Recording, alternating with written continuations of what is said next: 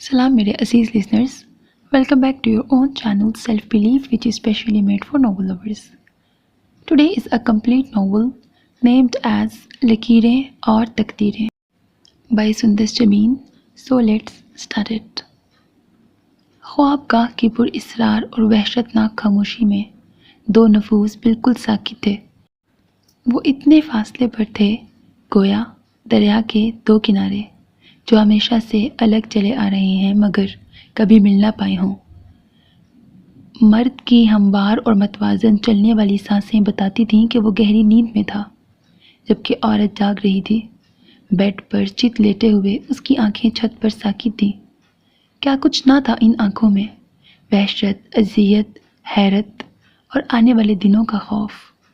उसकी सांसों का ज़ेरो-बम इतना धीमा था कि बादियुन नज़र में यही लगता था कि वो कोई जिंदा लाश है जो जर्द चेहरे और खुली आंखों के साथ वहशतनाक मौत की सरहद अबूर कर गई है। यकलख्त खुली खिड़की से सर्द हवा का एक झोंका आया। मर्द ने किसमिसा कर करवट बदली और खुद में सिमट गया, जबकि औरत के अंदाज में कोई तब्दीली नहीं आई थी। वो 2 कमरों का मकान था जिसके सहन में 60 वॉट का बल्ब रोशन था। सहन में 3 चारपाइयाँ बिछी थीं, जिनमें से एक पर अम्मा, दूसरी पर अब्बा, जबकि तीसरी चारपाई खाली थी। कमरे की बैरूनी दीवार से टेक लगाकर बैठी लड़की कोई किताब पढ़ने में मसरूफ़ थी। उसकी उम्र बमुश्किल 17-18 साल होगी। बल्ब की जर्द रोशनी में उसका सांवला रंग भी जर्दी में घुला हुआ लग रहा था। वो बहुत हसीन और जमील तो नहीं थी, मगर उसके नकूश में बला की जाज़बियत थी। ये फैसला करना मुश्किल था कि उसकी दिलकशी में बड़ी बड़ी चमकदार सियाह आंखों का दखल ज़्यादा था या भरे भरे उनाबी होंठों का। उसकी तीखी नाक में सोने की बारीक सी तार थी जो उस पर बहुत सज रही थी। उसकी चमकदार आंखें किताब के औराक पर साकित थीं। कुछ देर बाद उसने सर उठाया और कलाई पर बंधी हुई सस्ती सी घड़ी पर नज़र दौड़ाई। 1/3 रात गुजर चुकी थी। उसने किताब बंद करके 7 बड़ी तपाई पर धरी और उठ खड़ी हुई। उसके कदम आहिस्ता आहिस्ता जीनों की जानिब बढ़ने लगे। बेआवाज़ जीने चढ़ती हुई वो छत पर आ गई। बल्ब की रोशनी बड़ी कम मिकदार में छत पर पहुंच रही थी और छत नीम तारीकी में डूबी नजर आ रही थी।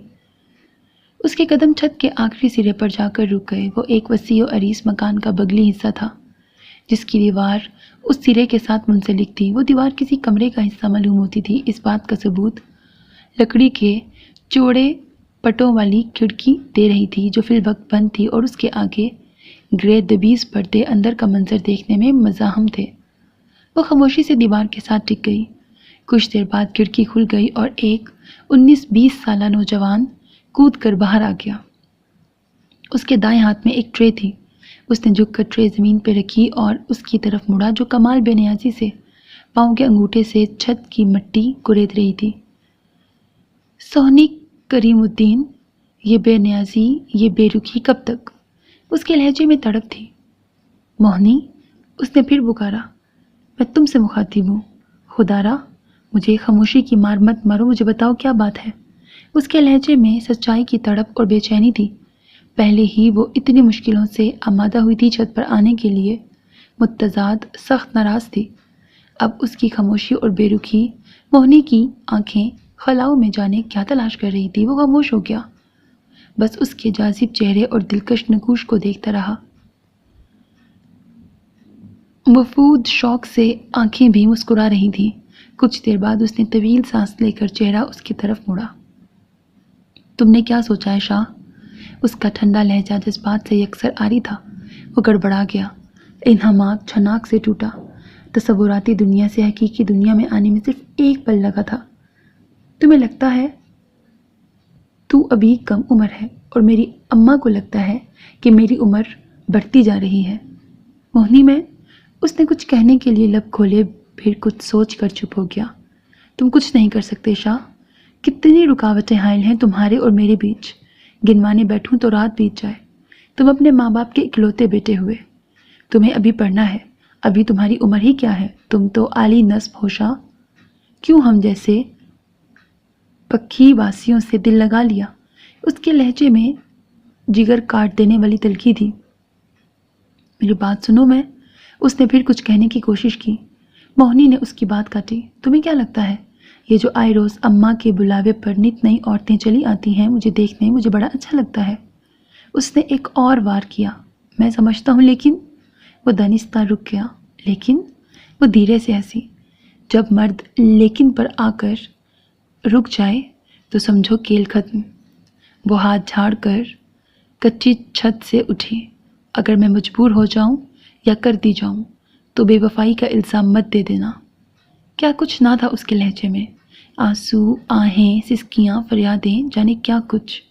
وہ تیزی سے سیڑھیوں کی جانب لپکی۔ موہنی، اس نے دبی آواز سے پکارا۔ وہ تیزی سے سیڑھیاں اتر گئی، مبادا اس کی آواز قدموں میں بیڑیاں ڈالتے۔ وہ گمسم بیٹھا تھا۔ چمکتے موتیوں نے اسے احساس دلایا کہ موہنی کی باتوں نے اسے کس قدر تکلیف سے دوچار کیا ہے۔ کھانے کی ٹرے جوں کی توں دھری تھی۔ ہمیشہ ایسا ہی ہوتا تھا، وہ جب ملتے دونوں میں سے کوئی ایک کھانا لے آتا اور یوں کھانے کے دوران ڈھیروں باتیں کرتے، مگر آج ایسا نہیں ہوا تھا۔ وہ چند لمحے اسی طرح بیٹھا تھا۔ وہ شاہزادی تھی، اس کے دل کی ملکہ۔ جب چلتی تو گویا ہوا میں تیرتی محسوس ہوتی، اور جب بات کرتی تو اس کا ہر لفظ گیت بن کر اس کے کانوں میں رس گھولتا۔ وہ اس کے پیچھے 2 سالوں سے پاگل تھا، وہ اس کی ناراضگی برداشت کر ہی نہ سکتا تھا۔ اس وقت بھی اسے لگا تھا گویا اس کا دل مسلا گیا ہو۔ وہ بے ساختہ اٹھا اور چھت کے کنارے پر آ کر نیچے جھانکا۔ چارپائی پر گرا موہنی کا پورا وجود لرز رہا تھا۔ لازمی بات تھی کہ وہ رو رہی تھی۔ نیچے جانا یقیناً بہت بڑا رسک تھا، مگر فی الوقت اسے کوئی پرواہ نہیں تھی۔ جنون نے اس کی خرد کو کھا لیا تھا۔ وہ تیزی سے سیڑھیوں کی جانب لپکا۔ موہنی، اس کے قریب چارپائی کے پاس گھٹنوں کے بل بیٹھتے ہوئے وہ دھیمی آواز میں بولا۔ موہنی کو جیسے کرنٹ لگا، وہ جھٹکا کھا کر سیدھی ہوئی۔ تم پاگل ہو گئے ہو شاہ؟ کیوں آئے ہو یہاں؟ جاؤ یہاں سے، وہ اسے دھکیل کر بولی۔ رنگ زرد پڑ گیا، لیکن وہ اپنی جگہ سے ہلا نہیں۔ تم ناراض ہو مجھ سے؟ وہ پاگلوں کی طرح اسے دیکھ رہا تھا۔ خدا کے لیے چلے جاؤ، نہیں ہوں ناراض۔ بلب کی روشنی میں اس کے منابی لب تھرتھرا رہے تھے۔ اس نے بے ساختہ موہنی کا ہاتھ تھاما اور اسے سیڑھیوں سے کھینچتا ہوا چھت پر لے آیا۔ چھوڑو مجھے، میں نے کہا چھوڑو۔ اس نے ایک جھٹکے سے اپنا ہاتھ چھڑایا۔ بس یہی کر سکتے ہو میرے لیے، وہ طنز سے بولی۔ وہ بے ساختہ ہنسا۔ نہیں، اور بھی بہت کچھ کر سکتا ہوں۔ مثلاً؟ وہ اس کی مسکراہٹ سے چڑھی۔ جان دے سکتا ہوں۔ اور بولو کیا چاہیے؟ شاہ نواز کے لہجے میں دنیا جہان کی محبت سمٹ آئی تھی۔ جان نہیں چاہیے، مجھے تو تمہاری زندگی، تمہاری لمبی عمر چاہیے، وہ یاسیت سے بولی۔ تم اتنی مایوس ہو رہی ہو؟ میں صبح اسلام آباد جا رہا ہوں 2 ہفتوں کے لیے، واپس آ کر سب سے پہلے ماما سے بات کروں گا۔ اور پریشانی کی کیا بات ہے؟ انہیں بہرحال میری بات ماننی پڑے گی، وہ بڑے سکون سے بولا۔ کیوں ماننی پڑے گی؟ کیونکہ انہیں پتہ ہے کہ میں کتنا ضدی ہوں، وہ تفاخر سے بولا۔ تم سچ کہہ رہے ہو شاہ؟ موہنی کی جگر جگر کرتی آنکھوں میں سنہرے خواب اتر آئے۔ چہرہ شفق کی طرح دھل گیا۔ وہ مبہوت سا یہ منظر دیکھتا رہا۔ بالکل سچ۔ وہ ٹرانس کسی کیفیت میں مسکرایا۔ کھانے میں کیا ہے؟ موہنی نے ٹرے اپنی سمت کھینچی۔ اب تو سب ٹھنڈا ہو گیا، وہ افسوس سے بولا۔ چلو آج ٹھنڈا ہی صحیح، وہ ہنستے ہوئے نوالا بنانے لگی۔ نام تو اس کا موہنی تھا، مگر سوائے شاہ نواز کے آج تک اسے اس نام سے کسی نے نہیں پکارا تھا۔ باقی سب کے لیے وہ مونا تھی۔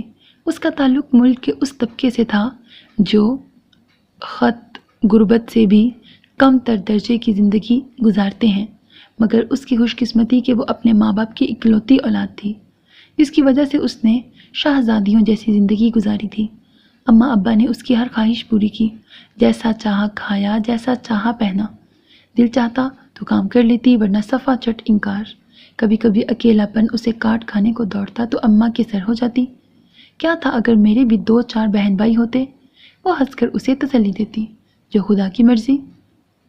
گورنمنٹ اسکول سے میٹرک کرنے کے بعد اب وہ پرائیویٹ انٹر کی تیاری کر رہی تھی۔ اماں تو قطعی طور پر اس کے آگے پڑھنے کے حق میں نہ تھیں۔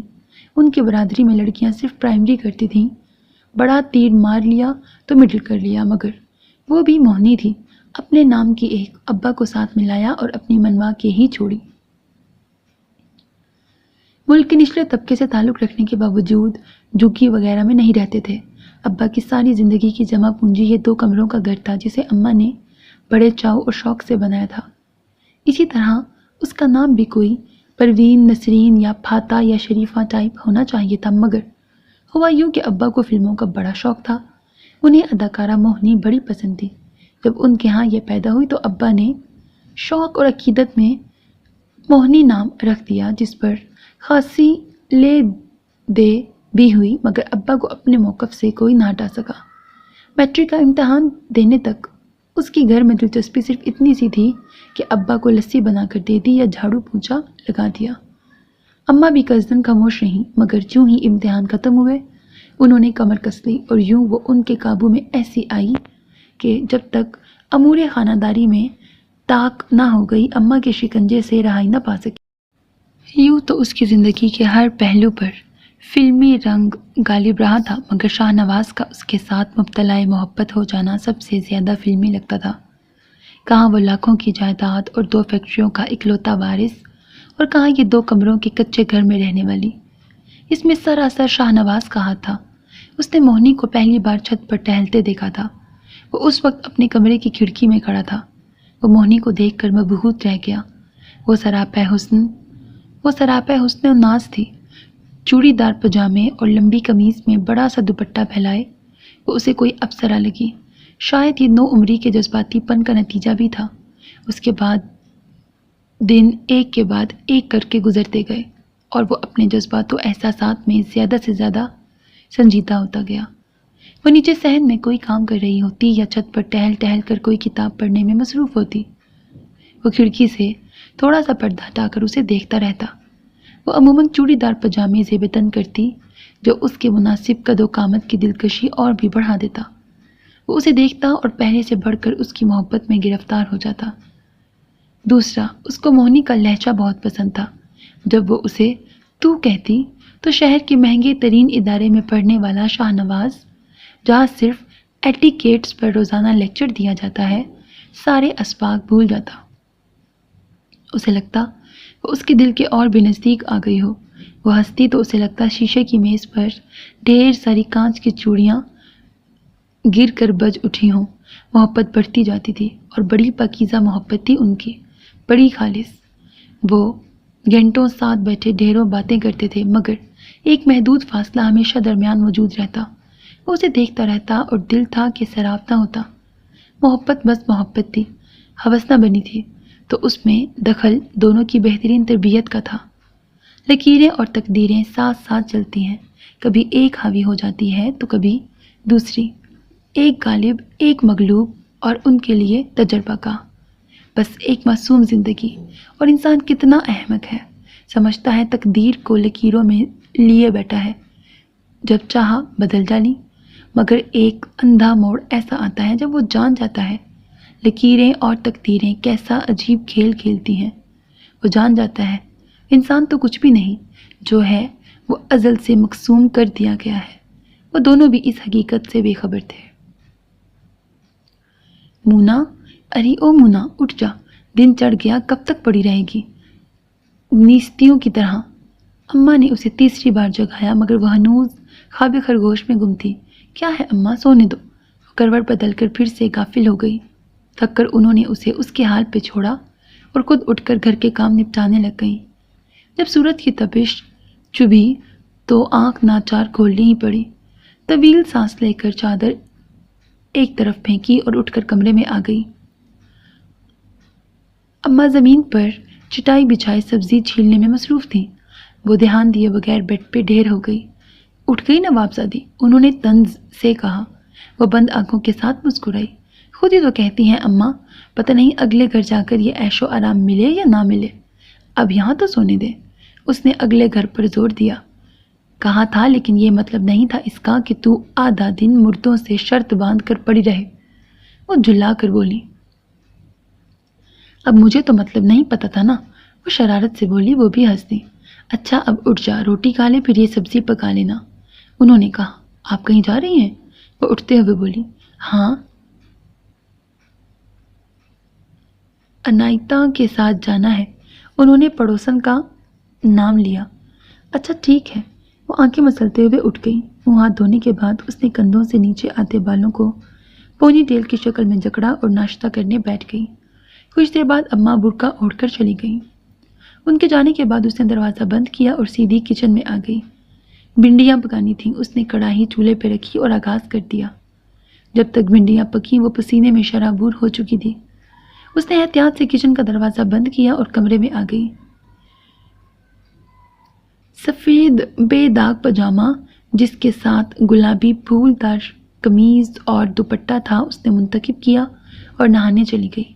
نہانے کے بعد وہ اپنے سیاہ قمیض لے کے بیٹھ گئی جس پر وہ سترنگی پھول کاڑ رہی تھی۔ ابھی اس نے دو تین ٹانکے ہی بھرے تھے کہ دروازہ بہت زوردار طریقے سے دھڑدھڑایا گیا۔ وہ ڈر گئی۔ اس نے فریم ایک طرف پھینکا اور دوپٹہ سر پر اوڑھتی چپل پہنتی باہر آ گئی۔ جی کون؟ اس نے پوچھا۔ یہ کریم الدین کا گھر ہے؟ باہر سے پوچھا گیا۔ ہاں کیوں؟ دروازہ کھولو بی بی، ان کا ایکسیڈنٹ ہو گیا ہے۔ یا اللہ! اس نے دھڑکتے دل کو تھاما اور دروازے کے دونوں پٹ وا کر دیے۔ وہ 3-4 آدمی تھے جنہوں نے ابا کو کندھوں پر اٹھایا ہوا تھا۔ وہ اندر آ گئے۔ ان میں سے ایک نے بڑھ کر صحن کی دیوار کے ساتھ لگی چرپائی بچھائی اور ابا کو لٹا دیا۔ بڑا خطرناک حادثہ تھا جی، دماغ پر چوٹ آئی تھی، بچایا نہیں جا سکا، ان میں سے کوئی ایک کہہ رہا تھا۔ وہ سائیں سائیں کرتے ذہن کے ساتھ ابا کو دیکھ رہی تھی۔ ارد گرد کے ہمسائے اور خواتین اکٹھی ہو رہی تھیں۔ عجیب سی کیفیت تھی اس کی۔ اسے سانس لینے میں دشواری آ رہی تھی۔ بس وہ یک ٹک ابا کے بے جان وجود کو دیکھتی جا رہی تھی۔ جانے کون کون آیا تھا۔ رونے پیٹنے کی آوازیں بتدریج بلند ہوتی گئیں اور پھر اماں آ گئیں، چیخ چیخ کر روتی ہوئی۔ ان کے بین جیسے کلیجہ چھلنی کر رہے تھے۔ وہ بے جان قدموں سے زمین پر گر پڑی اور اگلے ہی لمحے ہوش و حواس سے بیگانہ ہو گئی۔ جب اسے دوبارہ ہوش آیا تو سب ختم ہو چکا تھا۔ وہ باپ کی شفقت سے محروم ہو چکی تھی۔ صدمہ اتنا جان لیوا تھا کہ رو رو کر وہ آدھی ہو گئی، مگر سنبھلنا تو تھا، شاید ایک دوسرے کے لیے یا شاید اپنے آپ کے لیے۔ ابا کے بعد جانے زندگی کا کیا رخ ہوگا؟ دن جیسے پہاڑ سے لمبے ہو گئے، کاٹے کٹتے ہی نہ تھے۔ وہ گمسم بیٹھی روتی رہتی۔ سویم کے بعد خالہ زبیدہ جو کہ لاہور سے آئی تھیں اماں کو چپکے سے چھوٹے کمرے میں لے گئیں اور بند کمرے میں خالو اکرام کے ساتھ جانے کیا بات چیت ہوئی، جس کے نتیجے میں اگلے روز اماں نے سامان سمیٹنا شروع کر دیا۔ اماں ہم کہیں جا رہے ہیں، وہ انجانے خدشوں سے لرز کر بولی۔ اس دشمن جاں سے دوری کا تصور محال تھا، متضاد، وہ شہر سے باہر بھی تھا۔ اماں خاموشی سے ٹرنک میں کھٹر پٹر کرتی رہیں۔ آپ بتا کیوں نہیں رہی؟ وہ وحشت زدہ ہوئی۔ اماں نے اپنی مصروفیت موقوف کر دی اور اس کی طرف مڑی، پیار سے اس کے ماتھے پر گرے بال ہٹائے اور اسے لے کر پلنگ پہ بیٹھ گئیں۔ دھیرے دھیرے زمانے کی اونچ نیچ سمجھانے لگیں۔ مرد کے بغیر 2 اکیلی عورتوں کا رہنا کس قدر مشکل تھا۔ متضاد جوان بچی کا ساتھ تھا۔ زبیدہ خالہ نے ان سے کہا تھا کہ وہ لاہور جا کر فی الحال تو ان کے ہاں رہیں گی، اگر چاہیں تو اپنا گھر خرید لیں، وہ اس گھر کو بیچ دیں۔ پراپرٹی کی بڑھتی ہوئی قیمتوں کی بدولت اس علاقے کی مارکیٹ ویلیو میں خاطر خواہ اضافہ ہوا تھا، جس کا ثبوت تیزی سے تعمیر ہونے والے نت نئے گھر اور کوٹیاں تھیں۔ خالو نے ایک ایجنٹ سے مکان بیچنے کی بات کی تھی اور اچھی خاصی قیمت ملنے کی وجہ سے اماں بھی راضی ہو گئی تھی۔ وہ بہتے آنسوؤں کے ساتھ سب سنتی رہی۔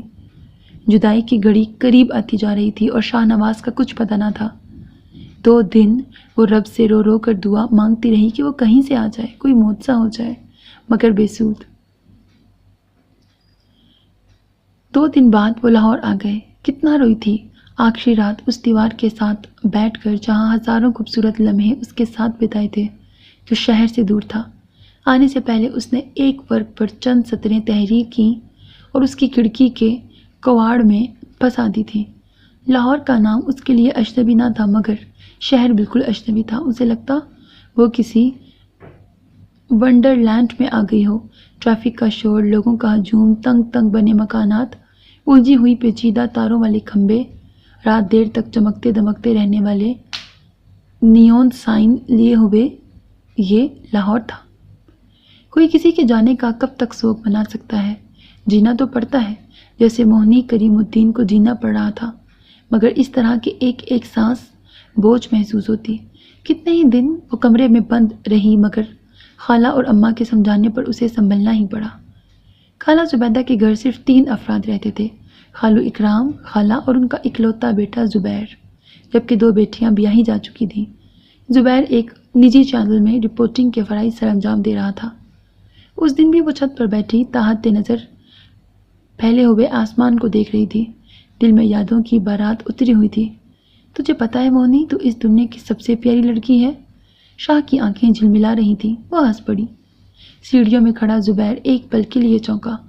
وہ تو اپنے دھیان میں سیڑھیاں چڑھ رہا تھا کہ بیٹھ کر تسلی سے ایک ضروری رپورٹ فائل کرے گا، مگر نظر اٹھی تو واپس نہ آ سکی۔ وہ یک ٹک اس کی سیاہ چمکدار آنکھوں اور انابی ہونٹوں کی کلکلاہٹ کو دیکھ رہا تھا۔ اجنبیت ایک دم سے شناسائی میں بدلی تھی۔ حیرانی، گریز اور جھجک سب کہیں جا چھپے۔ وہ اپنے اندر ہونے والی تبدیلی سے حیران و پریشان تھا۔ کیسے انوکھے احساسات سے دوچار ہوا تھا، سمجھ نہ پایا تھا، اور اس پل وہ نہیں جانتا تھا جن دلوں میں محبت گھر کر لیتی ہے وہ سمجھنے سمجھانے کی حدود سے دور نکل جاتے ہیں۔ محبت تو بس اپنی سناتی ہے، محبت تو بس اپنی راہ پر چلاتی ہے۔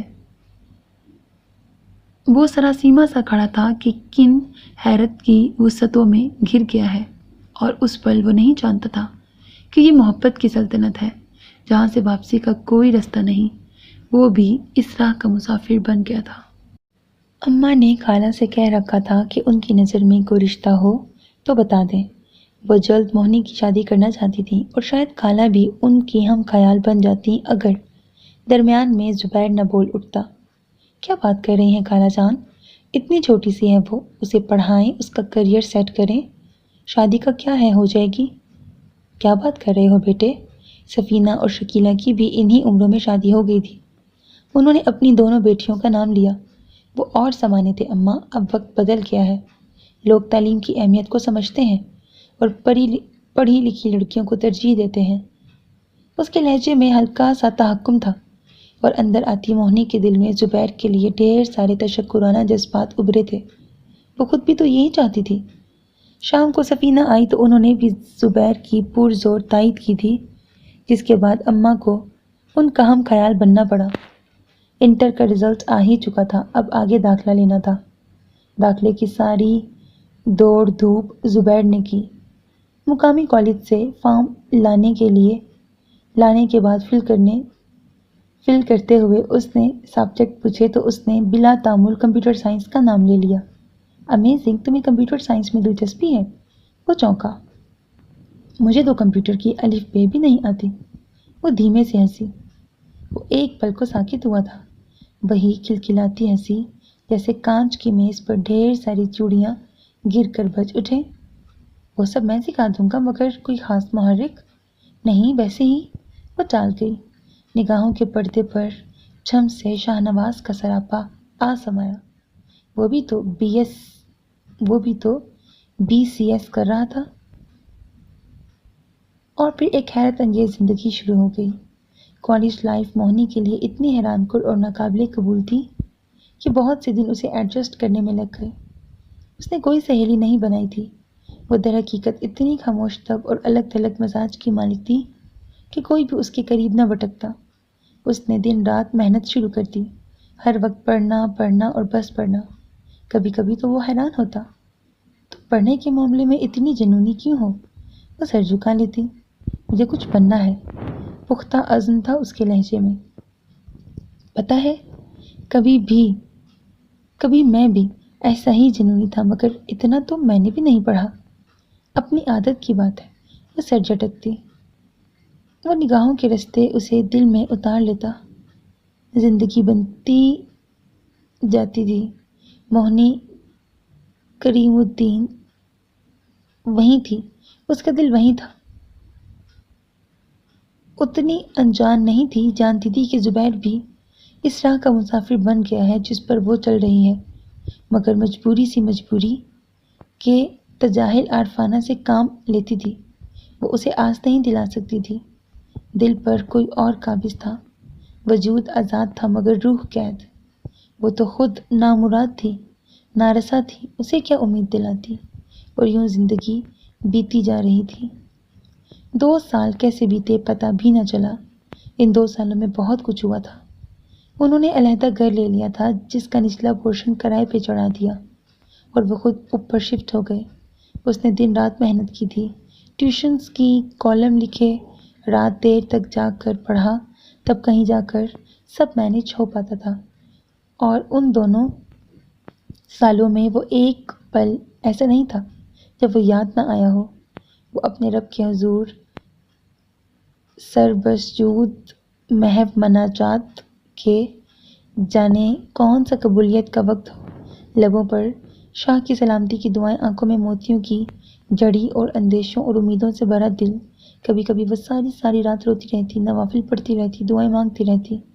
میرے اللہ، میرے سونے رب، سائیں ایک بار اس کی صورت دکھا دے، مولا تو احسان کر، میں تیری کمزور بندی، ایک بار ملا دے اس سے۔ آنسو دے کے رکتے ہی نہ تھے اور روتے روتے ہچکی بن جاتی، پر شاید قبولیت کی گھڑی دور تھی۔ زبیر اب کھل کر سامنے آ گیا تھا۔ اس نے خالہ کو بھیجنے سے پہلے موہنی سے بات کی تھی۔ وہ چند لمحے چپ رہی، پھر بولی تو الفاظ میں ٹھہراؤ اور اذیت تھی۔ آپ کے بہت سے احسان ہیں مجھ پر۔ کن احسانوں کی بات کر رہی ہو؟ زبیر غصے سے بولا۔ شاید اسے برا لگا تھا۔ آپ مجھے حاصل کرنا چاہتے ہیں یا میری روح کو؟ بڑا عجیب سوال کیا تھا اس نے۔ موہنی میں؟ موہنی مت کہا کرے مجھے۔ اس کی آنکھیں جل اٹھیں۔ کیوں؟ اس کا حق صرف اس کا ہے جو میرے دل کا مالک ہے۔ وہ کھل کر دو ٹوک بولی۔ وہ گنگ رہ گیا۔ اب کہاں ہے وہ؟ بڑی مشکل سے اس سے سوال کیا۔ پتہ نہیں، انہوں نے وہ گھر چھوڑ دیا تھا۔ یہ خبر اسے 1 سال پہلے اماں سے ملی تھی، جن کو کسی جاننے والی نے بتایا تھا۔ لاحاصل انتظار؟ وہ پھیکے چہرے سے بولی۔ وہ یک ٹوک اس کا چہرہ دیکھتا رہا، بنا پلک جھپکائے، پھر زرد چہرے اور آنکھوں میں آئے پانی کو چھپاتا تیزی سے سیڑھیاں اتر گیا۔ اگلے دن اسے تیز بخار تھا، اتنا تیز کہ اسے اپنا ہوش نہ رہا۔ بار بار سٹ پٹکتا اور بے خبری میں آنکھوں کے گوشوں سے نکلتے آنسو ماں کا جگر پانی کر گئے تھے۔ زبیر، میرے لال، میرے بچے، بول تو صحیح، بات کیا ہے؟ میرے مولا، کس کی نظر لگ گئی میرے بچے کو؟ وہ رو رہی تھی۔ خالو بھی متفکر بیٹھے تھے۔ اس نے آنکھیں کھول دیں، چند لمحے خالی نظروں سے چھت کو تکتا رہا۔ مجھے کچھ نہیں ہوا ماں، میں ٹھیک ہوں، وہ نقاہت سے بولا۔ 2 دن وہ بخار میں بھنکتا رہا، پھر خود بخود سنبھل گیا، مگر ایک درد تھا جس نے مستقل آنکھوں میں ڈیرا جما لیا تھا، ایک اذیت تھی جو ہر پل جان جلاتی تھی، ایک پیرانی تھی جس نے دشت دل پر قبضہ کر لیا تھا اور سانس بوجھ بنا دی تھی۔ زندگی گزرنے لگی، مگر اس طرح کہ وہ سانسوں کی ڈوری کھینچتا ہلکان ہوا جاتا تھا، ہر رات جیسے برزخ میں کٹتی اور ہر دن اذیت کا ایک صحرا لیے ہوئے طلوع ہوتا تھا۔ وہ جو ہمارا سب کچھ ہو اور ہم اس کے لیے کچھ نہ ہو، کیا اس تکلیف سے بڑھ کر کوئی تکلیف ہوتی ہے؟ وہ اپنی بجھی ہوئی آنکھوں کو دیکھتا اور نئے سرے سے اذیت کا شکار ہو جاتا، مگر محبت تھی کہ کم نہ ہوتی، اذیت تھی کہ بڑھتی جاتی، اور عشق تھا کہ اپنی آگ میں جلائے جاتا۔ موہنی نے صرف BCS پر بس نہ کیا، اماں کے لاکھ منانے منتیں کرنے کے باوجود اس نے MCS میں ایڈمیشن لے لیا تھا۔ اب وہ اس پر شادی کے دباؤ ڈالتی تھی۔ لاہور آنے کے کچھ عرصے بعد ہی اس نے اماں کو شاہ نواز کے بارے میں بتا دیا۔ وہ دسمبر کی ایک خنک اور برفیلی شام تھی۔ اسے اپنا ہفتہ وار کالم جمع کرانے کے لیے صدائے پاکستان کے دفتر جانا تھا۔ کاؤنٹر پر بتانے کے بعد وہ ایڈیٹر کے کمرے کی طرف بڑھی۔ اس کی چال سست اور لڑکھڑائی ہوئی تھی۔ رات سے اس کی طبیعت کافی ناساز تھی، دل ایک پل نہ ٹھہرتا تھا، بے قراری عروج پر تھی۔ وہ ساری رات نوافل پڑھتی رہی۔ آنسو تو پہلے ہی جانثار دوست تھے، فوراً ساتھ دیتے، غم بٹانے آ جاتے۔ ایک دعا مستقل لبوں پر آ ٹھہری تھی، اے اللہ، تیرا فرمان ہے تو انسان کو اس کی ہمت سے زیادہ نہیں آزماتا، اب اور نہیں سہا جاتا، مولا مجھ پہ رحم کر، مجھے معاف کر دے، مجھے اور نہ آزما، اب ہمت نہیں ہے، میرے مالک حوصلہ ختم ہونے کو ہے، میرے رب ایک بار، صرف ایک بار شاہ کی صورت دکھا دے، میرے شاہ کو مجھ سے ملا دے۔ وہ سسکتی رہی، آنسو چہرے کو بھگوتے رہے، ہر طرف وہ نظر آ رہا تھا، ہر سو اس کے رنگ بکھرے تھے، ہنستا ہوا، مناتا ہوا، اس پر والہانہ نثار ہوتا ہوا۔ بڑی مشکل سے رات کٹی تھی۔ ایک پہاڑ سا طویل دن پھر منہ کھولے کھڑا تھا۔ وہ کسی ہانپے ہوئے بار بردار جانور کی طرح محنت و مشقت میں لگ گئی کہ زندگی تو ہر حال میں گزارنی تھی اور زندگی کے لوازمات بھی پورے کرنے تھے۔ وہ ایڈیٹر کے کمرے کی طرف بڑھی اور اس سے پہلے کہ وہ اندر داخل ہوتی کوئی بڑی تیزی سے دروازہ کھول کر باہر آیا اور اپنی جونک میں پوری قوت سے موہنی سے ٹکرایا۔ ایک لمحے کو اس کی آنکھوں میں سچ مچ تارے ناچ گئے۔ اس نے سنبھل کر سامنے کھڑے ہٹلر کو دیکھا جو جائے واردات سے فرار ہونے کی بجائے وہیں جمع ہوا تھا۔ اس نے نظر اٹھائی اور پیروں تلے سے زمین نکل گئی۔ کچھ یہی حال اس اجنبی کا تھا۔ بلیک جینز اور براؤن جیکٹ میں بلا شبہ وہ شاہ نواز ہی تھا جو پہلے سے بڑھ کر شاندار نظر آ رہا تھا۔ شاہ؟ اس کے لبوں نے بے آواز حرکت کی اور دو موتی اس کی آنکھوں سے نکل آئے۔ موہنی؟ وہ خوشی سے پاگل ہو رہا تھا۔ بے اختیار اس نے دونوں ہاتھ اس کے شانوں پر دھرے اور شاید اس کے ہونے کا یقین کرنا چاہا۔ یہ ایک بے حد مصروف اور معروف اخبار کا دفتر تھا جس کا ماحول کم و بیش ویسا ہی تھا جیسا کہ عموماً اخبارات کا ہوتا ہے اور آمد و رفت ہر وقت رواں دواں ہوتی ہے۔ اس وقت سب لوگ کام چھوڑے انہیں دیکھنے میں مصروف تھے۔ شاہ نواز نے بڑی تیزی سے ہاتھ واپس ہٹائے اور ماحول کا وقوف حاصل ہوتے ہی ایک خجالت سی اس پہ طاری ہوئی۔ اگلے ہی لمحے وہ دونوں باہر نکل آئے۔ کچھ دیر بعد وہ دونوں شاہ نواز کے فلیٹ پر موجود تھے۔ یہ ایک شاندار بلڈنگ کی تیسری منزل پر واقع تھا۔ وہ بیڈ پہ بیٹھی تھی اور وہ اس کے پیروں میں بیٹھا تھا۔ اس نے پیر ہٹانے کی کوشش کی مگر ناکام رہی۔ شاہ نواز کے ہاتھ سختی سے اس کے پیروں سے لپٹے تھے اور آنسوں کی تار در کی تار اس کے ہاتھوں پہ گر رہے تھے۔ موہنی، مجھے معاف کر دو، میں 2 سال سے تمہیں ڈھونڈ رہا ہوں۔ چپا چپا چھان مارا اس شہر کا، کتنا تڑپا ہوں، سب سے جدا ہو کر یہاں پڑا ہوں صرف تمہارے لیے۔ موہنی مجھے معاف۔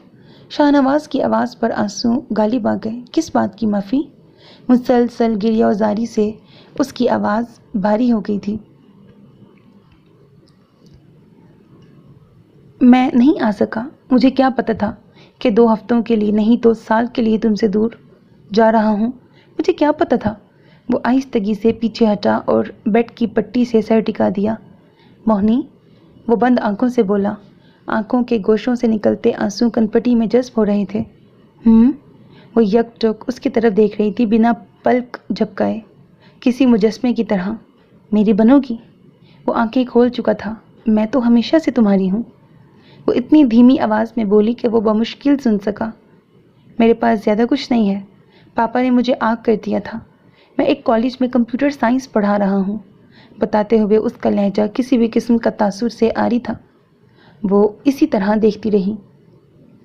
کیا اس سے فرق پڑتا ہے؟ وہ سوال کرنے لگی۔ نہیں، وہ بولا۔ پھر اس نے کہا، آؤ تمہیں گھر چھوڑ دوں۔ وہ اٹھ گیا۔ موہنی کسی معمول کی طرح اس کے پیچھے چلتی گئی، بائک پر اس کے ساتھ بیٹھی۔ وہ اسے رستہ بتاتی رہی۔ گھر پہنچ کر وہ اسے ساتھ لے گئی۔ سیڑھیاں چڑھتے ہوئے وہ سیدھے لاؤنج میں پہنچے۔ اندر داخل ہو کر وہ چونکی۔ صوفے پر زبیر براجمان تھا۔ اس واقعے کے بعد وہ آج آیا تھا۔ ان دونوں کو اندر آتے دیکھ کر وہ چونکا، بے اختیار کھڑا ہو گیا۔ موہنی نے اسے قصداً نظر انداز کر دیا۔ اسی وقت اماں اندر آ گئیں۔ اماں، پہچانی ذرا؟ وہ مسکرا کر بولی۔ شاہ نواز آگے بڑھا اور اماں کے سامنے ذرا سا جھکا۔ السلام علیکم، میں شاہ نواز ہوں آنٹی۔ اماں نے حیرت آمیز خوشی کی ملی جلی کیفیت میں اس کا ماتھا چوما۔ کیسے ہو بیٹا؟ انہوں نے مسکرا کر پوچھا۔ فرسٹ کلاس، آپ کیسی ہیں؟ وہ بولا۔ بیٹھو بیٹا۔ بیٹھو بیٹا۔ انہوں نے خوشی سے بے حال ہوتے ہوئے اسے بیٹھنے کا اشارہ کیا۔ زبیر اس سارے قصے کے دوران خاموش کھڑا تھا۔ نادان نہیں تھا، فوراً جان گیا تھا کہ وہ شاہ نواز ہے جو مقدر کا بھی شاہ ہے۔ جب ہی تو اس گوہر آبدار کا مالک ہے۔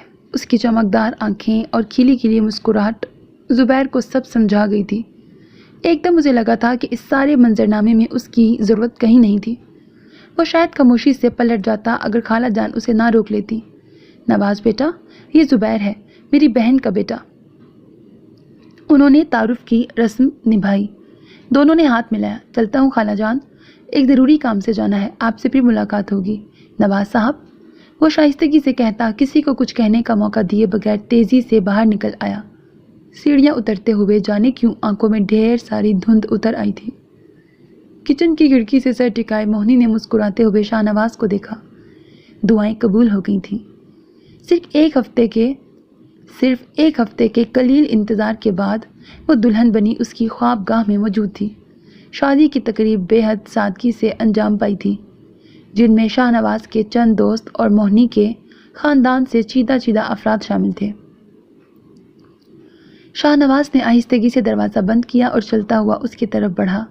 آہستگی سے اس کے سامنے بیٹھتے ہوئے اس نے اس سراپا ناز کو نگاہوں کے رستے دل میں اتارا۔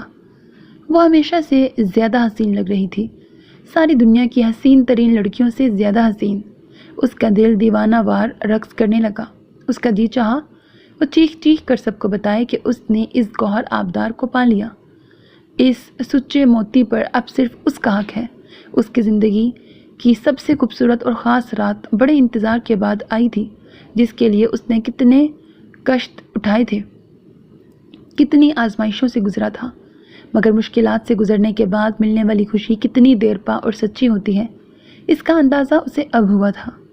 یہ صرف دو دلوں کا اتصال نہیں تھا، یہ دو روحوں کا ملن تھا جو ازل سے بچھڑ گئیں اور زمین پر مل گئی تھیں۔ کون کہتا ہے محبت ملن سے ختم ہو جاتی ہے؟ کون دعویٰ کرتا ہے وصال محبت کو مٹا دیتا ہے؟ ایسا کیسے ہو سکتا ہے؟ محبت تو بس بڑھتی ہے، بڑھتی ہی جاتی ہے، اس کی قسمت میں صرف بڑھوتری ہوتی ہے۔ موہنی کو کالج سے دسمبر کی چھٹیاں ہو چکی تھیں، جبکہ شاہ نواز کی بھی چھٹیاں آج ہو رہی تھیں۔ وہ کالج جانے کے لیے تیار ہو رہا تھا۔ آئینے میں بال بناتے ہوئے اس نے موہنی کو دیکھا جو ٹائی تھامے ڈریسنگ سے ٹیک لگائے کھڑی تھی۔ اب بس بھی کریں، آپ کی تو زلفیں بھی نہیں سنور رہیں، وہ تیکھے لہجے میں بولی۔ اس نے بے ساختہ قہقہہ لگایا۔ اس سے زیادہ زنانہ اصلاح نہیں ملی تھی آپ کو ہمارے لیے، تو آپ نے کون سا اثر لے لیا ہے؟ وہ اسے بدستور مصروف دیکھ کر تنک کے بولی۔ شاہ نواز نے ہنستے ہوئے برش رکھا اور اس کی طرف مڑا۔ موہنی اسے ٹائی باندھنے لگی۔ ایک بات میری سمجھ میں نہیں آتی، وہ ٹائی سے الجھ رہی تھی اور شاہ نواز کی نظریں اس کے نقوش میں۔ گزرے چند دنوں میں وہ حسین تر ہو گئی تھی، یا شاید یہ اس کی آنکھوں کا دھوکہ تھا۔ اس کی سیاہ آنکھوں کی چمک کئی گنا بڑھ گئی تھی اور انابی لبوں پر ہمہ وقت ایک پوشیدہ مسکان محسوس ہوتی۔ کون سی؟ وہ اپنے دھیان سے چونکا۔ یہی کہ آپ میرے آنے سے پہلے کیا کرتے تھے؟ وہ ابرو اچکا کے بولی۔ سب کچھ کرتے تھے بیگم جانی، آپ نے ہمیں کسی کام کا نہیں چھوڑا۔ بقول شاعر، عشق نے غالب نکما کر دیا، ورنہ ہم بھی آدمی تھے کام کے۔ اچھا، وہ ہنسی۔ اس عشق نے تب نکما نہیں کیا جب آپ MCS کر رہے تھے، اور نہ تب جب یہاں لیکچرار کی جاب ملی۔ یہ ساری نوازشیں ہم غریبوں پر نہ کریں۔ وہ پھر ہنسی۔ وہ چند لمحے اسے محبت بھری نظروں سے دیکھتا رہا۔ ناشتہ کر لیں، وہ کچن کی طرف جاتے ہوئے بولی۔ وہ گنگناتا ہوا اس کے پیچھے چل دیا۔ اس کے جانے کے بعد وہ گھریلو امور نپٹانے میں مصروف ہو گئی۔ آدھے گھنٹے میں ہی فارغ ہو چکی تھی۔ بیڈ پہ آ کر بیٹھتے ہوئے اس کے ذہن میں گزرے دنوں کی ریل سی چل رہی تھی۔ وہ اتنی خوش تھی کہ اسے لگتا کہیں وہ پاگل نہ ہو جائے۔ اس کی ہر سانس رب کے حضور شکر کا سجدہ ادا کرتی۔ وہ اسے دیکھتی اور رب کی مہربانی پر آنکھیں بھر آتی۔ اس کے روئیں روئیں سے شاہ نواز کے لیے دعائیں نکلتی۔ اگرچہ خالہ جان اس شادی کی سب سے بڑی مخالف تھیں، انہیں موہنی کو زبیر کے لیے مانگنا تھا، مگر اماں نے کوئی ہاتھ پلہ ہی نہ پکڑایا۔ ان کو یہ اختلاف بھی تھا کہ ایسا لڑکا جس کے نہ کوئی آگے نہ پیچھے، اسے لڑکی دینے کی ایسی کیا مجبوری تھی۔ مگر اماں نے تو ایسی چپ کی مہر لبوں پہ باندھی کہ ایک لفظ پھوٹ کر نہ دیا۔ اس کے علاوہ کوئی اتنے خاص رشتہ دار ہی نہ تھے جو اعتراض اٹھاتے۔ شادی کے دوسرے دن ہی شاہ نواز کا موہنی کے ساتھ پہلا جھگڑا ہوا۔ مجھے یہ آپ جناب بالکل پسند نہیں ہے، مجھے پہلے کی طرح بلایا کرو، وہ چڑ کر بولا تو موہنی حیران ہو گئی۔ اچھا نہیں لگتا، وہ تو بچپن کی بات تھی۔ وہ جھلا گئی۔ وہ سچ میں اپنی بات پر اڑ گئی تھی اور اس نے منتیں کرنا چھوڑ دی، مگر وہ آپ سے تم پر نہ آئی۔ جھنجھلا کر وہ بھی اسے آپ کہہ کر پکارنے لگا۔ زندگی ہر لحاظ سے خوبصورت اور مکمل تھی، کہیں کوئی کمی نہ تھی۔ کبھی کبھی اسے ان نعمتوں کے چھن جانے کا شدت سے ڈر لگتا۔ وہ اس کی لمبی زندگی کے لیے ڈھیروں دعائیں مانگتی، نوافل پڑھتی، مگر نہ جانے کیوں دل مطمئن نہ ہوتا۔ وہ اسے وہم جان کر جھٹک دیتی۔ عام طور پر شاہ نواز 2 بجے کالج سے آ جاتا تھا، مگر آج 11 بجے ہی آ گیا۔ اس نے دروازہ کھولا تو حیران ہوئی، آج اتنی جلدی؟ طبیعت ٹھیک نہیں ہے کچھ، وہ سست لہجے میں کہتا اندر آ گیا۔ اس نے گھبرا کر اس کا ماتھا چھوا جو گرم ہو رہا تھا۔ سر میں شدید درد ہے۔ وہ بیڈ پر لیٹ گیا۔ دودھ لاؤں؟ نہیں، سر دبا دو میرا۔ وہ آنکھیں بند کیے پڑا تھا۔ موہنی نے اس کے شوز اتارے اور اس کے پاس بیٹھ کر اس کا سر دبانے لگی۔ کوئی پین کلر لا دوں؟ بالکل نہیں۔ وہ میرا سر درد ٹھیک نہیں ہوتا میڈیسن سے، وہ کراہیت سے بولا۔ میڈیسن نہیں لیں گے تو ٹھیک کیسے ہوں گے؟ وہ پریشانی سے بولی۔ ہو جاؤں گا، معمولی بخار ہے، وہ اثر لیے بغیر بولا۔ مگر ہوا یوں کہ رات تک بخار مزید تیز ہو گیا۔ نکاہت کے سبب اس کی آنکھیں کھل نہیں رہی تھیں۔ وہ آنکھوں میں آنسو لیے بہت پریشان تھی۔ اس وقت کس کو مدد کے لیے بلائے؟ اماں کو فون کر دے، مگر وہ کیا کر سکیں گی؟ کچھ سوچ کر اس نے شاہ نواز کا فون اٹھایا اور زبیر کا نمبر ملانے لگی۔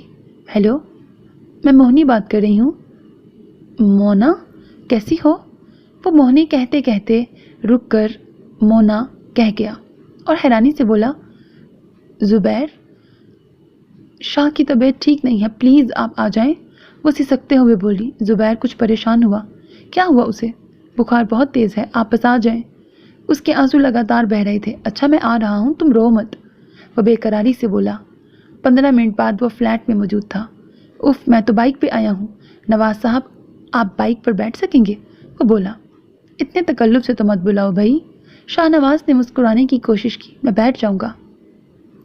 آئیں پھر۔ اس نے شاہ نواز کو سہارا دے کر اٹھایا اور بڑی احتیاط سے ساتھ لے گیا۔ ان کے جانے کے بعد موہنی نے دروازہ بند کیا اور جائے نماز پر آ بیٹھی۔ اے اللہ، مجھ پہ رحم کر مالک، تو رحیم ہے، تیری رحمت بے کنار ہے، تو مجھ پر کرم فرما مولا، مجھ پہ رحم کر، میرے شاہ کو صحت و تندرستی عطا کر، میرے رب مجھ پہ رحم کر، اے اللہ۔ آنسو قطار در قطار آنکھوں سے بہہ رہے تھے۔ دل تھا کہ سینہ توڑ کر باہر آنے کو بےتاب تھا۔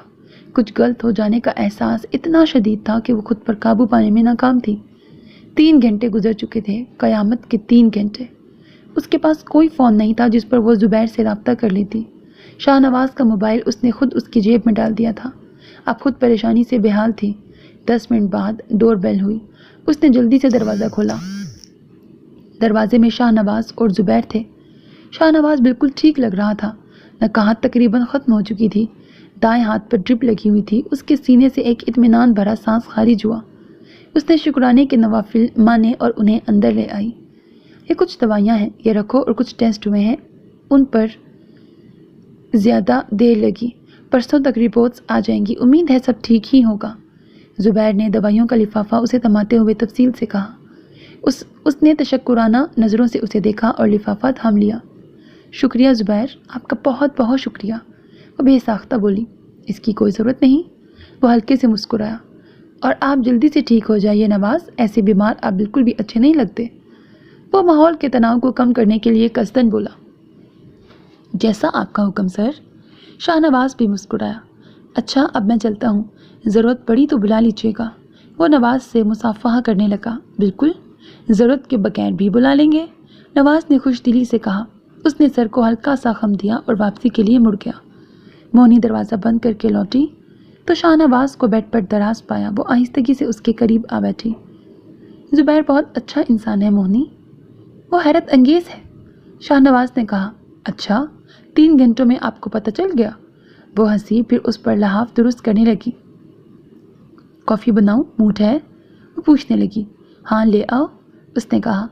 وہ اٹھ کر کچن میں آ گئی۔ وہ کافی بنا کے لوٹی تو وہ سو چکا تھا۔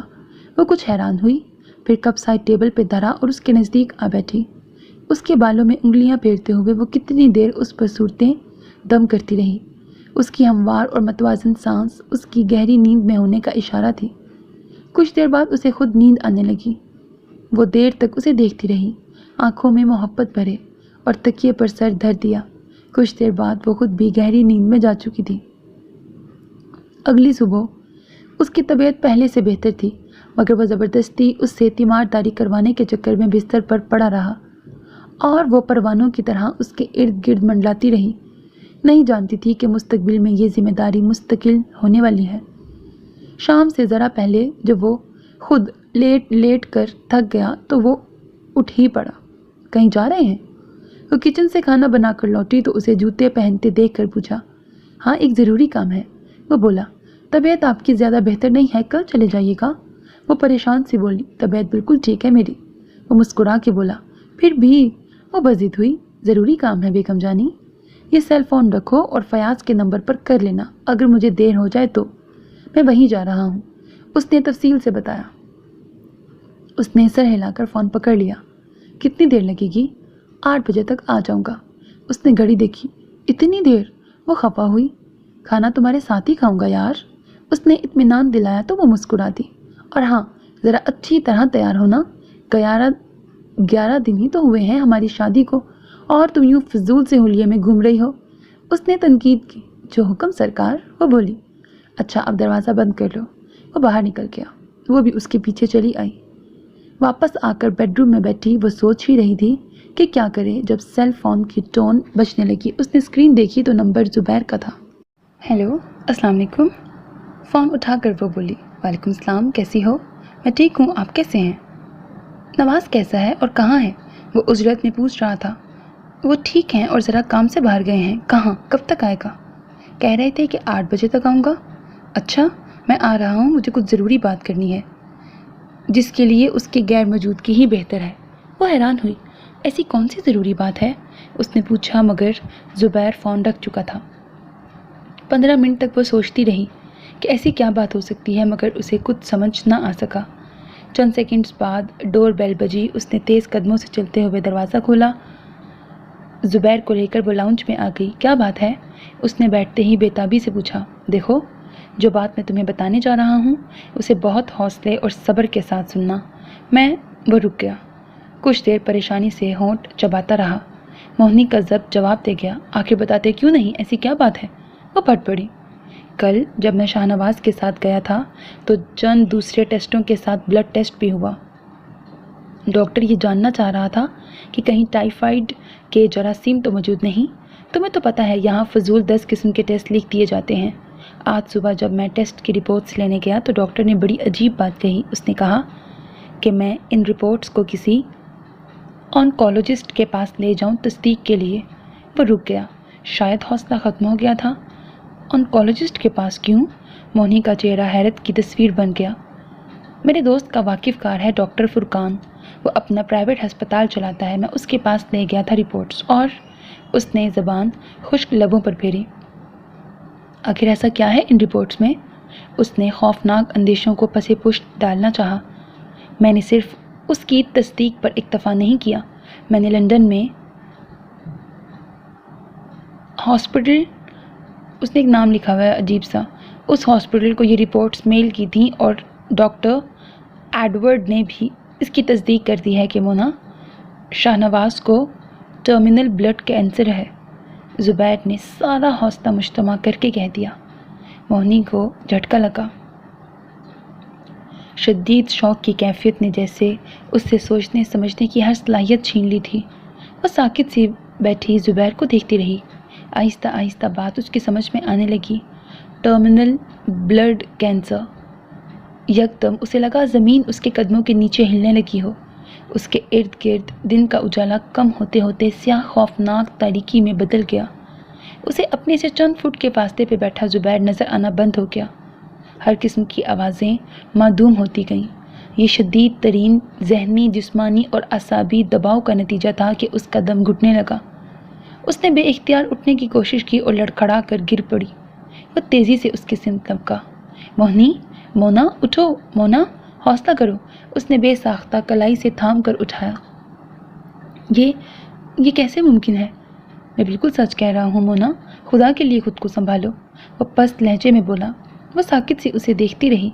आहिस्ता आहिस्ता हकीकत अपनी पूरी कड़वाहट के साथ उस पर असर अंदाज होने लगी। اس کا علاج بھی تو ہوگا، وہ بدقت بولی۔ بلڈ کینسر کی کئی اقسام ہیں اور کچھ انتہائی مہلک اور ناقابل علاج ہیں، یہ ان میں سے ایک ہے۔ لندن میں ایک طریقہ علاج بھی ہے مگر اس میں مکمل کامیابی کا تناسب نہیں پایا جاتا۔ میں نے ہر طرح سے تحقیق کی ہے مگر افسوس، اگر کچھ عرصہ پہلے پتہ چلتا تو شاید کچھ کیا جا سکتا تھا، مگر اب اس کا رنگ پھیکا پڑا ہوا تھا۔ موہنی کا دل جیسے اتاہ گہرائیوں میں ڈوبنے لگا، نیچے نیچے اور زیادہ نیچے، یا پھر شاید اس کا پورا وجود ہی پاتال میں گرتا جا رہا تھا۔ وہ بے ساختہ گھٹنوں کے بل گر پڑی۔ کہیں کوئی چانس نہیں ہے، کوئی ایک موقع؟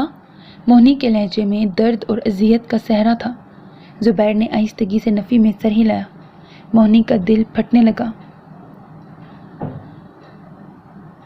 اس ہاسپٹل سے اس کی تصدیق کی جا چکی ہے، وہاں کے ڈاکٹروں کا کہنا ہے کہ وہ طبعی لحاظ سے ختم ہو چکا ہے، یا یوں سمجھ لیں کہ بونس میں جی رہا ہے۔ اس قسم کے کیسوں میں مریضوں کی قوت ارادی اہم کردار ادا کرتی ہے، لیکن ایک حد تک۔ شاہ نواز اندرونی طور پر بہت مضبوط ہے، جبھی اب تک وہ ان ظاہری علامات سے بھی بچا ہوا تھا جو کہ اس خطرناک سٹیج پر آ کر لازمی ظاہر ہو جاتی ہیں، مگر قوت ارادی کی بھی ایک حد ہوتی ہے۔ اب تم یوں سمجھ لو کہ وہ حد ختم ہو چکی ہے، اور اس کا پہلا ثبوت یہ بخار ہے۔ اب آگے کا مرحلہ کتنا خطرناک اور تکلیف دہ ہوگا، کوئی کچھ کہہ نہیں سکتا۔ وہ بات کرتے کرتے رکا، وہ خالی نظروں سے اسے دیکھتی رہی۔ ہم اسے لندن لے جائیں گے، وہ آج سے بولی۔ کوئی فائدہ نہیں، زبیر نے نفی میں سر ہلایا۔ پاکستان میں ایک سے بڑھ کر ایک آنکولوجسٹ بیٹھا ہے، اگر ہم اسے کہیں باہر لے جاتے ہیں تو اس سے صرف اتنا ہی ہوگا کہ اس کی تکلیف اور اذیت سے بھرا یہ عرصہ کچھ اور لمبا ہو جائے گا۔ اس کی آنکھوں کی ویرانی زبیر کے دل کو چیر رہی تھی۔ کوئی اور طریقہ علاج بھی تو ہوگا؟ وہ سن دماغ کے ساتھ پوچھ رہی تھی۔ ہاں بالکل ہیں، اور لوگ آزماتے ہیں۔ ہومیوپیتھی، حکمت، ایک اور ورڈ لکھا ہوا ہے، اوکو پنچر وغیرہ وغیرہ، پیروں فقیروں کے پاس بھی جاتے ہیں لوگ، مگر اس سے کیا فائدہ؟ آپ کا مطلب ہے ہم اس کے لیے کچھ نہیں کر سکتے؟ وہ وحشت زدہ ہوئی۔ ہم صرف یہ کر سکتے ہیں کہ اس کو زیادہ سے زیادہ عرصہ بے خبر رکھیں اور اس کا ساتھ دیں۔ وہ نہایت صبر سے کہہ رہا تھا۔ میں اسے یوں آسانی سے مرنے کے لیے چھوڑ دوں؟ وہ پہلی مرتبہ بلند آواز میں چلائی۔ ہم صرف اس کو زیادہ سے زیادہ تکلیف سے بچانے کے لیے اقدامات کر سکتے ہیں۔ کتنا عرصہ ہے اس کے پاس؟ اس کا دماغ معوف ہونے لگا۔ زیادہ سے زیادہ 8 سے 9 ہفتے، اس سے زیادہ یا کم اس کی قوت ارادی اور ہمت پر منحصر ہے۔ وہ نہایت ضبط سے بولا۔ وہ زرد چہرے کے ساتھ اسے دیکھتی رہی، پھر ایک دم دھاڑے مار مار کر رونے لگی۔ وہ بے ربط گفتگو کر رہی تھی، ٹوٹے پھوٹے بے معنی جملوں میں زور زور سے روتی۔ وہ شاید پاگل ہو رہی تھی۔ اس بے ربط گفتگو کا کوئی سر پیر نہ تھا، مگر یہ شاید اس کے جذباتی نکاس اور شدید اعصابی دباؤ کے لیے بے حد ضروری تھا۔ اس سے اس کی بھڑاس نکل جاتی اور وہ پرسکون ہو جاتی۔ کم از کم شاہ نواز کے سامنے خود کو کمپوز کر سکتی۔ وہ دیر تک روتی رہی۔ جب سر اٹھایا تو زبیر بھی سر میز سے ٹکائے بے آواز رو رہا تھا۔ آپ رو رہے ہیں؟ اتنا پتھر دل نہیں ہے میرا۔ تمہیں کیا پتا صبح سے کیسے خود میں ہمت پیدا کر رہا تھا تمہیں یہ سب بتانے کی۔ وہ آنسو صاف کرتے ہوئے بولا۔ میں کیا کروں زبیر، خود آرا مجھے کچھ بتائیں۔ وہ پھر سے سسک اٹھی۔ مت رو موہنی، خدا کے لیے مت رو، مجھے تمہارا رونا تکلیف دیتا ہے۔ وہ سرخ آنکھوں کے ساتھ لب بھینچ کر بولا۔ ہم اس کے لیے کچھ نہیں کر سکتے، اسے بہت زیادہ درد ہوگا۔ وہ آنسوؤں سے بھری آنکھوں سمیت پوچھ رہی تھی۔ ہم زیادہ سے زیادہ اس کی اذیت کم کر سکتے ہیں۔ کیا اسے ہاسپٹلائز کرنا پڑے گا؟ وہ اذیت سے پوچھ رہی تھی۔ ہاں، یہ بالکل آخری مرحلہ ہے اور اچانک کچھ بھی ہو سکتا ہے۔ آخری مرحلہ تو اور زیادہ جان لیوا ہوگا۔ ہمیں اسے اسلام آباد شفٹ کرنا پڑ سکتا ہے، جہاں اسے مسلسل سیڈیٹیوز کے زیر اثر رکھا جائے گا۔ وہ کہہ رہا تھا۔ خود کو سنبھالو موہنی، تمہیں اس کے سامنے کمپوز رکھنا پڑے گا خود کو، اسے مزید ڈپریشن اور فرسٹریشن سے بچانے کے لیے۔ اگر تم نے خود پر ضبط کھو دیا تو وہ جلد ہمت ہار جائے گا۔ اس کی زندگی کے آخری دن اس کے لیے مشکل مت بنانا۔ زبیر کہتے کہتے پھر رو دیا۔ وہ بہتی آنکھوں اور سن ذہن کے ساتھ سب سنتی رہی۔ وہ اسے اور بھی پتہ نہیں کیا کیا کہہ رہا تھا، اپنی ہر طرح سے مدد کا یقین دلا رہا تھا، صبر کی تلقین کر رہا تھا، حوصلہ کرنے کو کہہ رہا تھا، اور وہ بس تقدیر کے اس مذاق پر ساکت سی بیٹھی تھی۔ شاہ نواز نے ڈور بیل دی اور وہ دروازہ کھلنے کا انتظار کرنے لگا۔ موہنی نے دروازہ کھولا اور ہلکا سا مسکرائی۔ شاہ نواز کو جھٹکا لگا۔ بڑے عرصے بعد وہ اپنے مخصوص چوڑی دار پاجامے اور قمیض کے ساتھ لمبے سے دوپٹے میں ملبوس تھی۔ حالانکہ وہ بہت لائٹ میک اپ کرتی تھی، مگر اس وقت اس نے ڈارک میک اپ کیا ہوا تھا۔ وہ مسکراتا ہوا اندر آ گیا۔ کیا بات ہے جناب، آج تو بڑے قاتلانہ موڈ میں ہیں۔ وہ کھلکھلایا۔ وہ ہلکا سا ہنسی۔ ہم نے سوچا آج شاہ کو خوش کیا جائے۔ بالکل ٹھیک سوچا، آج لگ رہی ہو میری موہنی۔ وہ محبت بھری نگاہوں سے اسے دیکھ رہا تھا۔ موہنی کو خود پر ضبط کرنے کے لیے خاصی محنت کرنی پڑی۔ اس کا دل چاہ رہا تھا کہ وہ دھاڑے مار مار کر روئے، جاہل عورتوں کی طرح اپنے بال نوچ لے یا چیخ چیخ کر بین کرنا شروع کرتے، مگر وہ اس کا ہاتھ پکڑ کر اندر لے آیا۔ میرا کھانا کھانے کا بالکل موڈ نہیں ہے، پلیز مت کہنا۔ مجھے بھی بھوک نہیں ہے۔ وہ ہلکا سا مسکرائی، پھر نہایت باریک بینی سے اس کا جائزہ لینے لگی۔ اس کی ظاہری شکل و صورت میں کہیں بھی اس خوفناک مرض کی علامات نظر نہیں آتی تھیں۔ لے لیا میرا جائزہ؟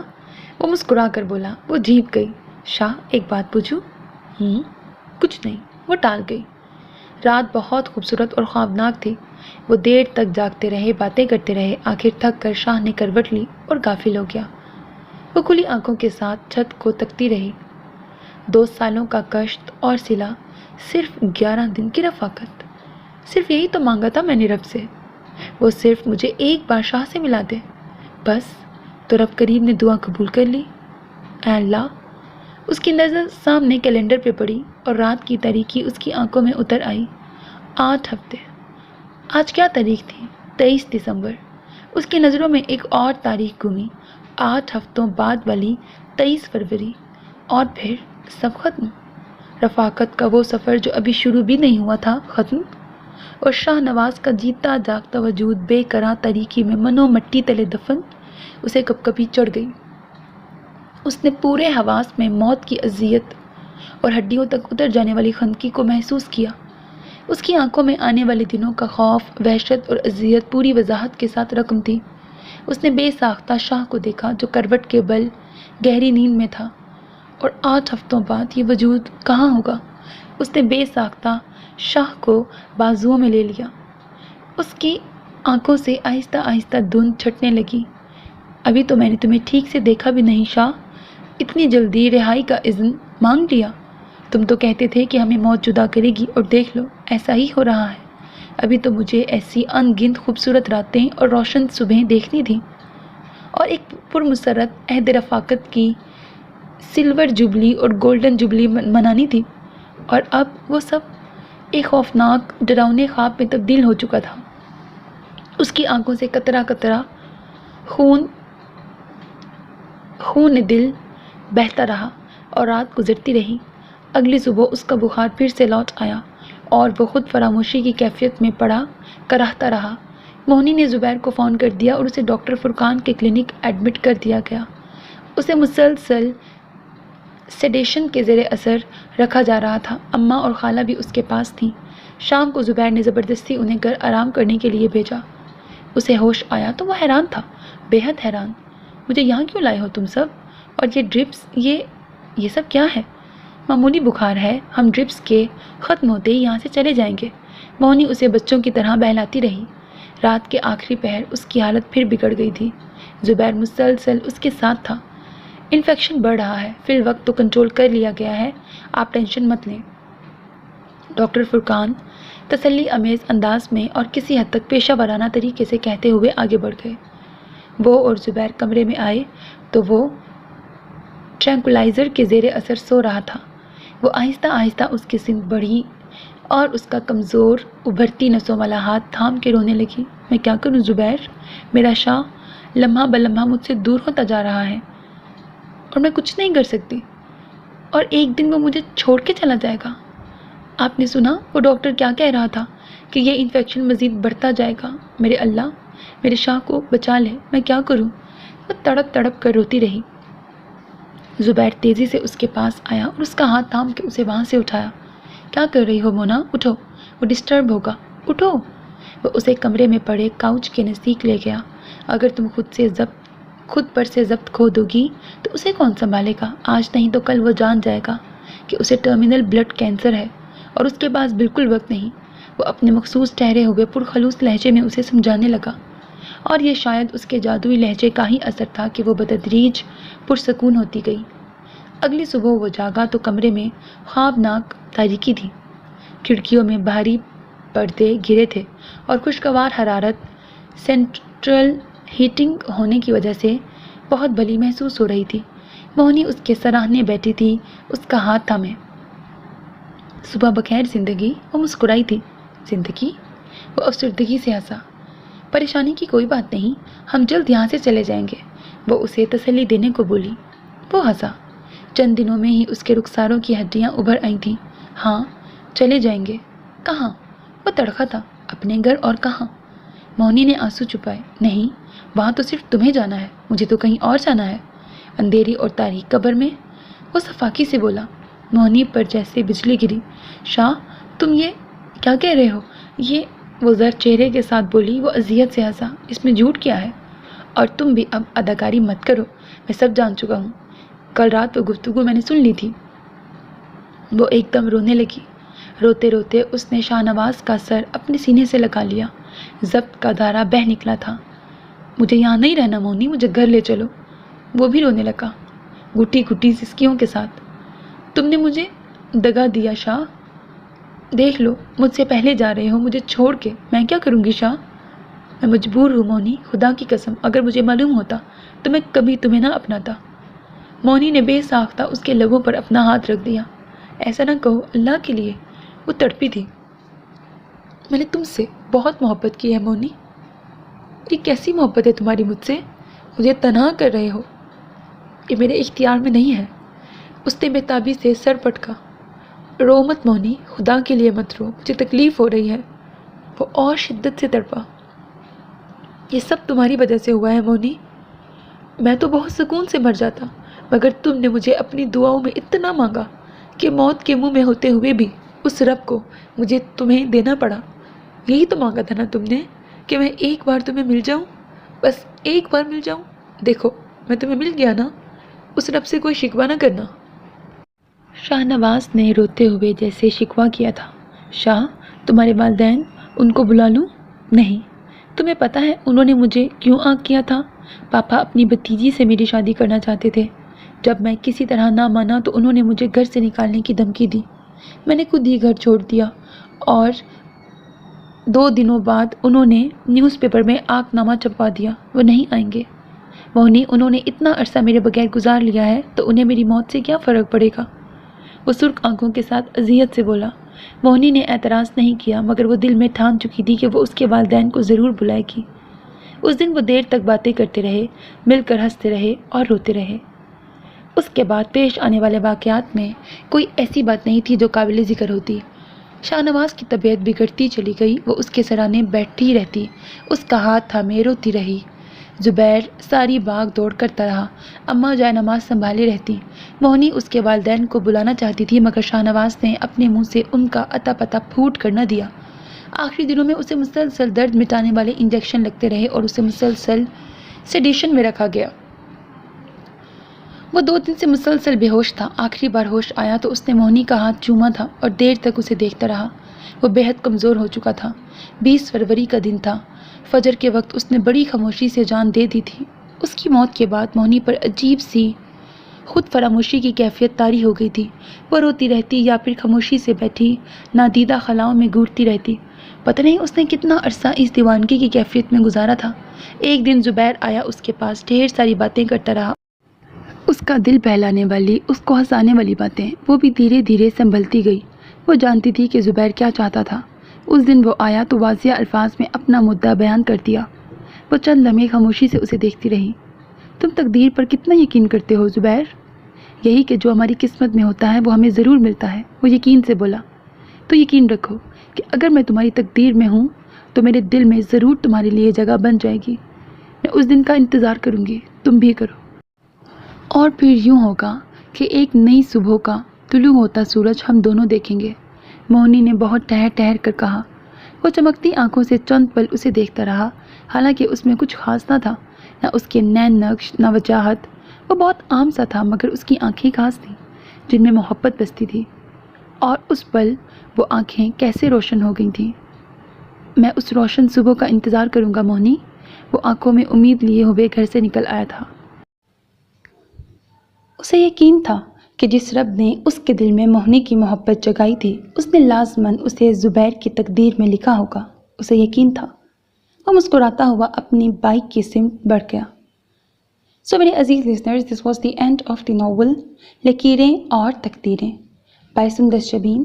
Hope that you like it. اپنا بہت خیال رکھیے گا and don't forget to subscribe to my channel because that's how you can encourage me and that's the only kind of support and encouragement which I want from all of you. اللہ حافظ.